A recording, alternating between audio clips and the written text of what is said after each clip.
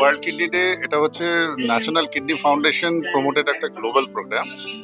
এই প্রোগ্রামটাতে আমরা গোটা পৃথিবীর সমস্ত মানুষের কাছে কিডনি ডিজিজের অ্যাওয়ারনেস সম্পর্কে সচেতন করি।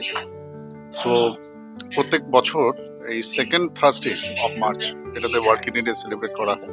এবছর we are doing this world kidney day. Purpose হচ্ছে যাতে কিডনি অসুখ, যেটা খুব একটা নীরব ঘাতক, এটা একটা সাইলেন্ট কিডনি ডিজিজ, এটাকে কিভাবে মানুষের মধ্যে সচেতনতা বাড়ানো যায় এবং টেকনিক্যালি রিসার্চ ওয়াইজ কিডনি ডিজিজের রোগ নিরাময়ের জন্য কিভাবে আমাদের নতুন টেকনোলজিকে ইমপ্লিমেন্ট করা যেতে পারে, কিভাবে যোগা আয়ুর্বেদাকে আমাদের ইমপ্লিমেন্ট করা যেতে পারে, কিভাবে মডার্ন মেডিসিনের আরো হরাইজনকে বাড়ানো যেতে পারে, সবকিছুকে একসাথে করে যে সচেতনতা সায়েন্টিফিক কমিউনিটি অ্যান্ড কমিউনিটি মানুষের মধ্যে করা দরকার, সেটাই আমরা ওয়ার্ল্ড কিডনি ডে দিন করছি।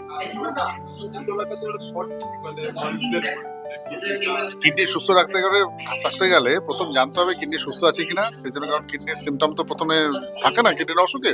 সেই জন্য 30 বছর বয়স হয়ে গেলে প্রত্যেক বার্থডেতে ব্লাড টেস্ট করে দেখে নেওয়া উচিত তার কিডনি ঠিক আছে কিনা, ইউরিন টেস্ট করে দেখে নেওয়া উচিত। আর যাতে ডায়াবেটিস না হয়, হাইপার টেনশন না হয়, রেগুলার এক্সারসাইজ করা, খুব বেশি খাবার খাওয়া উচিত নয়, সুষম পরিমিত খাবার খাওয়া উচিত, পরিমিত জল পান করা উচিত, নুন কম খাওয়া উচিত, আর রাতে ঘুমানো উচিত। এই কটা করলেই কিডনি ভালো থাকে। ওয়ার্ল্ড কিডনি ডে, ঠিক আছে, এই যে প্রোগ্রাম একটা আয়োজন, কি বলবেন এই প্রোগ্রাম আয়োজন? এই প্রোগ্রামটা খুব দরকার। মানে এতে সাধারণ লোককে এবং পেশেন্টদের অথবা যারা কিডনি সাফার করতে পারে, কিডনি অসুখ হতে পারে, তাদের একটা মোটামুটি একটা আইডিয়া দেওয়া। আমার মতে আমি কিডনিতে যেটুকু কাজ করি তাতে যেটা বুঝতে পারি যে এর থেকে খারাপ রোগ আর পৃথিবীতে কিছু নেই।